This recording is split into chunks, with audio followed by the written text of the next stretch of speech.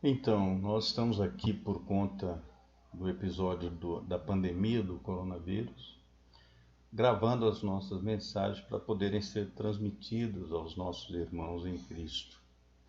Como nós estamos gravando em casa e muitas vezes pode aparecer um som ou outro que não estava previsto, né? Mas nesse momento do coronavírus, nós queremos falar um pouquinho com os irmãos sobre a questão que aconteceu lá no Velho Testamento. Uma das coisas mais difíceis para o servo de Deus é reanimar e preservar a fé do seu povo em um momento crítico da sua história.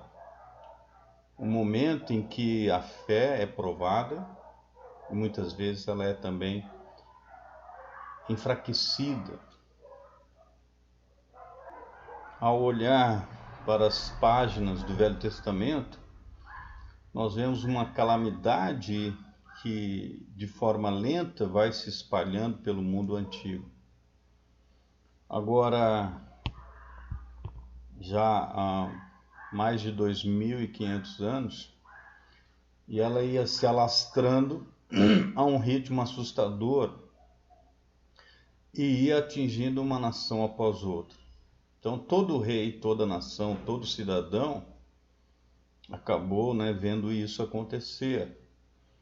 Ouviram-se os relatórios. Um dos relatórios mostrava a maior cidade do mundo na época, Nínive.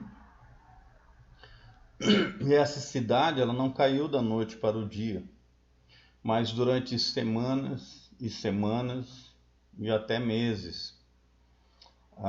Jerusalém veio a seguir.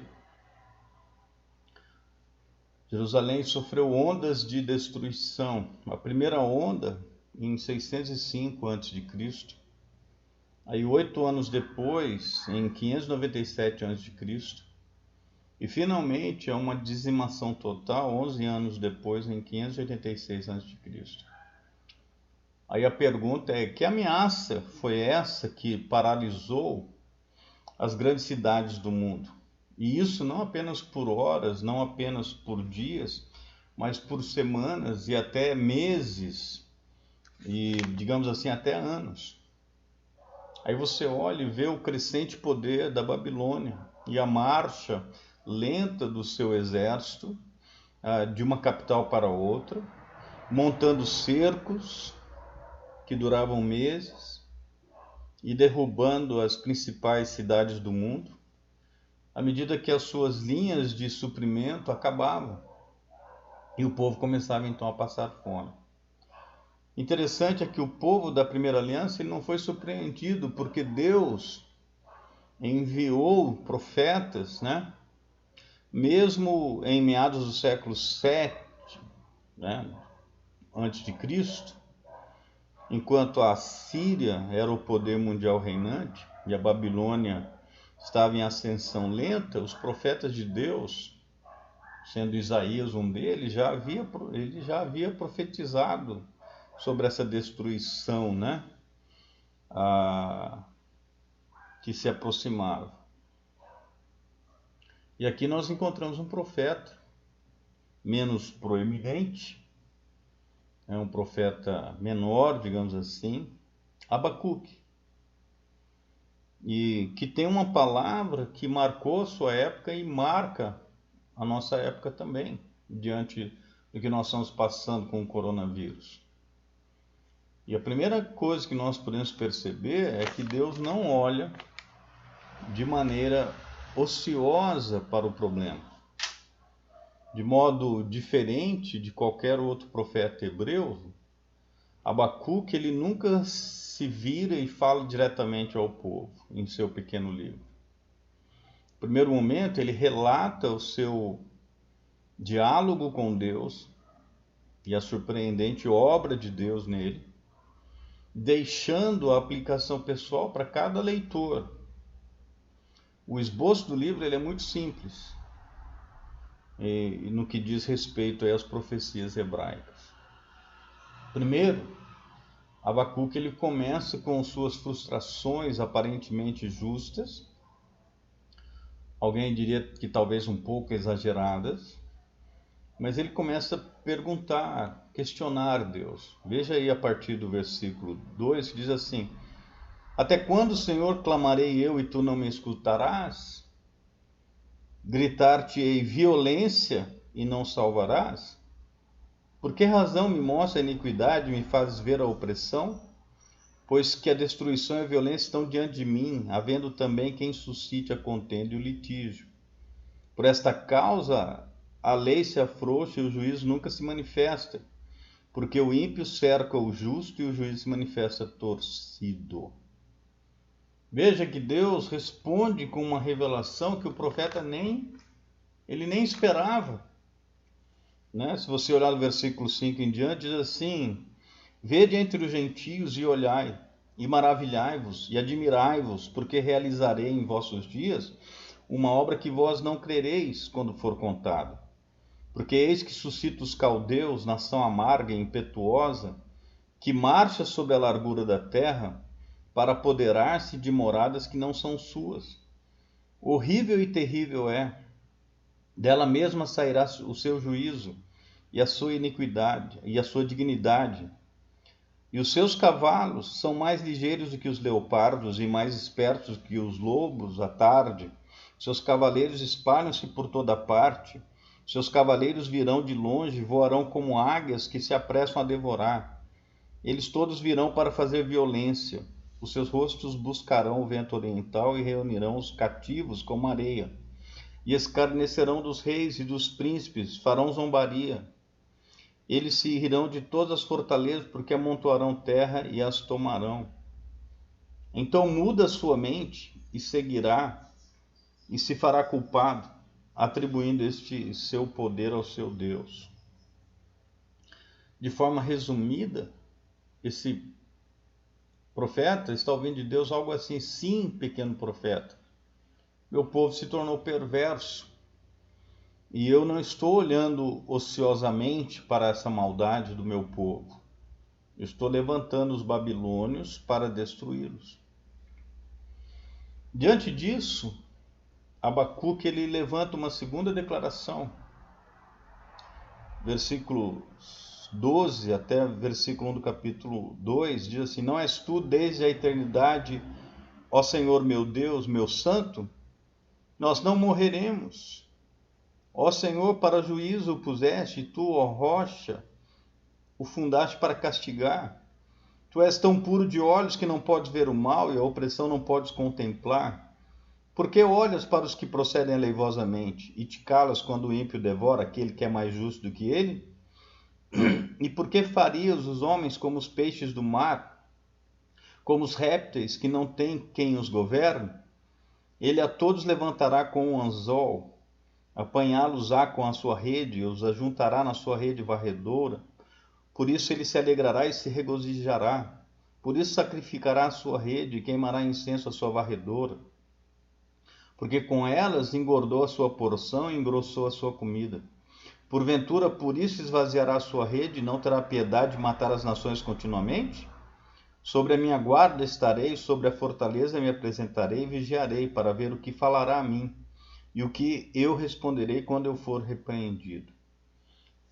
Interessante que a ideia dessa parte aponta para o questionamento de que como é que Deus pode olhar de maneira ociosa para os traidores, que está lá no versículo 13. Os babilônios, ainda mais perverso que o povo desonrado de Deus, como é que Deus pode usar esse exército, né? E o profeta se torna mais desafiador. É como se ele dissesse assim: eu vou me posicionar e eu vou observar o que Deus me dirá e eu responderei sobre a minha queixa, no versículo 1 do capítulo 2. Ou seja, ele presume que a sua resposta, ou que a resposta de Deus, a segunda reclamação, não será suficiente, e ele estará pronto para responder a Deus. Só que a resposta de Deus silencia Abacuque. Deus dá a resposta do versículo 2 do capítulo 2 aí até o versículo 20. E diz, então o Senhor me respondeu e disse, escreve a visão e torna-a bem legível sobre tábuas, para que a possa ler quem passa correndo. Porque a visão é ainda para o tempo determinado, mas se apressa para o fim, não enganará. Se tardar, espera-o, porque certamente virá, não tardará. Eis que a sua alma está orgulhosa, não é reta nele, mas o justo pela sua fé viverá. Tanto mais que por ser dado ao vinho é desleal.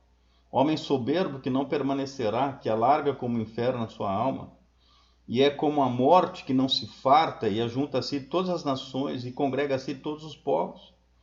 Não levantarão, pois, todos estes contra ele uma parábola e um provérbio sarcástico contra ele? E se dirá, ai daquele que multiplica o que não é seu. Até quando? E daquele que carrega sobre si dívidas? Porventura não se levantarão de repente teus usurários, e não despertarão os que te farão tremer, e não lhes servirá tudo de despojo? Porquanto despojaste a muitas nações, todos os demais povos te despojarão a ti, por causa do sangue dos homens e da violência feita à terra, à cidade e a todos os que nela habitam. Ai daquele que para sua casa junta cobiçosamente bens mal adquiridos, para pôr o seu ninho no alto, a fim de se livrar do poder do mal. Vergonha maquinaste para a tua casa, destruindo tu a muitos povos, pecaste contra a tua alma. Porque a pedra clamará da parede, e a trave lhe responderá do madeiramento. Ai daquele que edifica a cidade com sangue, que funda a cidade com iniquidade. Porventura não vem o Senhor dos Exércitos, não vem do Senhor dos Exércitos que os povos trabalhem pelo fogo, e os homens se cansem em vão? Porque a terra se encherá do conhecimento da glória do Senhor, como as águas cobrem o mar. Ai daquele que dá de beber a seu companheiro, ai de ti que adicionas à bebida o teu furor, e o embebedas para ver a sua nudez. Serás farto de ignomínia em lugar de honra. Bebe tu também e sê como um incircunciso. O cálice da mão direita do Senhor voltará a ti, a ignomínia cairá sobre a tua glória. Porque a violência cometida contra o Líbano te cobrirá, e a destruição das feras te amedrontará, por causa do sangue dos homens e da violência feita à terra. A cidade e a todos os que nela habitam, que aproveita a imagem de escultura depois que a esculpiu o seu artífice, ela é a imagem de fundição que ensina mentira, para que quem a formou confie na sua obra, fazendo ídolos mudos. Ai daquele que diz ao pau, acorda, e a pedra muda, desperta. Pode isso ensinar? Eis que está coberta de ouro e de prata, mas dentro dela não há espírito algum. Mas o Senhor está no seu santo templo, cale-se diante dele toda a terra. E com essa resposta, Deus silencia Abacuque. O profeta não registra uma terceira reclamação. Deus não deixará a Babilônia impune. A sua justiça total, a sua angústia quíntupla será servida em seu tempo perfeito. A mão da justiça realmente vamos dizer assim, cairá, destruindo os orgulhosos e resgatando os justos que vivem pela fé. Como ele diz no versículo 4 lá, esse que a sua alma está orgulhosa, não é reta nele, diz, mas o justo viverá pela sua fé. E aí eu pergunto para você, como é que você vive pela fé? O cerne da mensagem do livro aqui, da voz de Deus ao coração do povo, é viver pela fé, em dias sem precedentes. Aconteça o que acontecer, o justo deve viver pela fé. Deus não promete que em breve ele melhorará as coisas. Na verdade, ele promete piorar as coisas antes que elas melhorem. Primeiro vem a devastação, depois vem a libertação. Primeiro a ruína, depois o resgate. Para o profeta desorientado e em pânico, Deus expõe a loucura do orgulho humano e lança um novo apelo à humildade, um apelo à fé, para receber pacientemente essa obra misteriosa né, de julgamento de Deus. Versículo 5 do capítulo 1 diz: Vede entre os gentios e olhai, maravilhai-vos, admirai-vos, porque realizarei em vossos dias uma obra que vós não crereis quando for contada. Ou no capítulo 3, versículo 2, diz assim: Ouvi, Senhor, a tua palavra e temi. Aviva, ó Senhor, a tua obra no meio dos anos, faze-a conhecida, na tua ira, lembra-te da misericórdia. E aqui ele está dizendo, né, que confiar em Deus nos tempos mais difíceis, em dias de problemas iminentes, né, nós precisamos confiar e ter fé. Aqui nós temos um chamado que é atemporal de Deus para o seu povo em tempos misteriosos, em tempos difíceis. Viva pela fé. Abacuque 2:4. Agora, novamente a pergunta, mas o que significa viver pela fé? O que isso significa para nós, em nosso tempo, sob essa ameaça presente e futura, né? Depois que Abacuque foi silenciado, ele fala novamente no capítulo 3, mas agora ele fala em oração, não em reclamação. Ele ouviu, né, ele deu ouvidos à voz divina e agora ele celebra o poder imparável de Deus. Ou seja, a justiça de Deus. A oração do profeta termina com duas afirmações do tipo: eu ainda vou, né? Primeiro ele diz que ele vai exercitar paciência. Os orgulhosos, os incrédulos podem enfrentar todos os tipos de pânico, de barulho, mas Abacuque ele esperará em silêncio. No versículo 1 ele fala assim que, do capítulo 3, ouvi, Senhor, a tua palavra e temi, aviva, ó Senhor, a tua obra no meio dos anos faz-a conhecida a tua ira, lembra-te da misericórdia. No versículo 16, aí, desse capítulo, ele diz assim: ouvindo o meu ventre se comoveu, a sua voz tremeram os meus lábios, entrou a podridão nos meus ossos, estremeci dentro de mim. No dia da angústia descansarei, quando subir contra o povo que invadirá com suas tropas. Ou seja, ele vai silenciar. Sua fé na perfeita justiça de Deus foi renovada. Ele ajustará o relógio da sua alma ao cronograma de Deus. Ele não presumirá o inverso. Deus não está ocioso, disso nós podemos ter certeza. Deus está observando, ele é atencioso, ele vê todos os movimentos, todos os detalhes. E no final o mundo verá que ele foi Deus e fez o que é certo. E ele nunca tratará nenhuma criatura com injustiça. E por mais propensos que nós estejamos em nossa finitude, em nossa, vamos dizer assim, ansiedade, a querer forçar Deus a fazer alguma coisa, o nosso próprio programa de resolução, né? Ele nos chama à paciência. Deus fala, você tem que esperar com paciência, mesmo que dolorosamente lenta, como a atual angústia que nós estamos vivendo, né? Possa se manifestar aí. Então, paciência, espere. E a segunda, né, o ainda vou, vem do versículo 18, né, ainda vou me alegrar no Senhor. Ele diz assim: todavia eu me alegrarei no Senhor, exultarei no Deus da minha salvação. Eu terei alegria no Deus da minha salvação. No versículo 17 diz assim: porque ainda que a figueira não floresça, nem haja fruto na vide, ainda que se decepcione o produto da oliveira, os campos não produzam mantimento, ainda que as ovelhas da malhada sejam arrebatadas e nos currais não haja gado, todavia eu me alegrarei no Senhor, exultarei no Deus da minha salvação. Em outras palavras, embora as linhas de suprimento falhem, prateleiras estejam vazias, o tanque da economia aí acabe se esgotando, o vírus chegue à nossa tenda, nossa casa, ainda mesmo assim, esse profeta recém-humilhado se alegrará no Senhor. Eu pergunto, e nós nos alegraremos no Senhor? Não em suprimentos, não em saúde, não em segurança, nem mesmo na derrota do inimigo, mas nós nos alegraremos no Senhor? Há uma garantia constante, inatacável, uma segurança absoluta, um refúgio de verdadeira alegria na mais desafiadora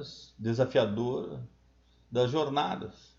Na mais desafiadora das jornadas. Sabe quem é? Deus. Ele é a nossa garantia constante. Ele se mantém diante de nós enquanto ele remove as angústias e renova as nossas alegrias. Será que nós vamos nos inclinar perante ele? Os que se enchem de orgulho certamente serão destruídos com o tempo, mais cedo ou mais tarde.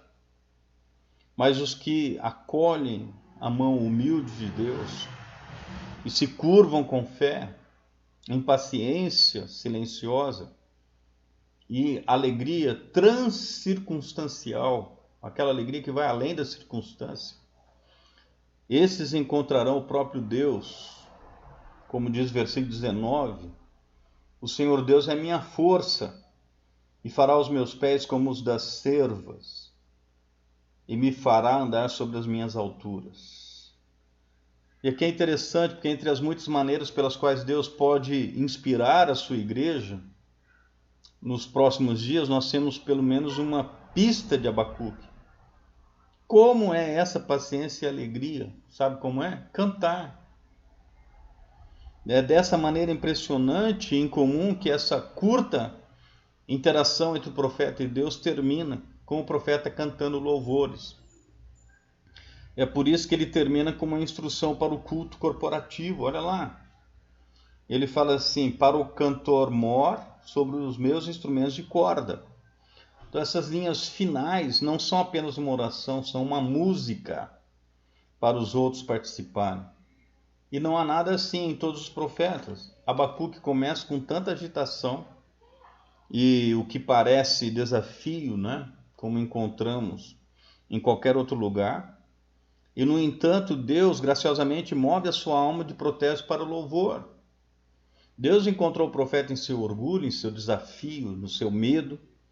O pequeno profeta tomou sua posição e Deus misericordiosamente o colocou de joelhos. Deus o humilhou e o profeta aceitou. Ele recebeu os desorientadores, inconvenientes e dolorosos propósitos de Deus no julgamento vindouro. E abandonou o seu protesto. Curvou-se em oração e levantou-se em louvor. Será que nós faremos o mesmo? Nós devemos fazer o mesmo na confusão, na desorientação persistente de incerteza em que estamos vivendo. Nossos protestos, por mais justos que sejam, levarão a joelhos dobrados. E as nossas orações, será que elas nos levarão a cantar? Nós esperamos que sim. Que Deus abençoe a todos.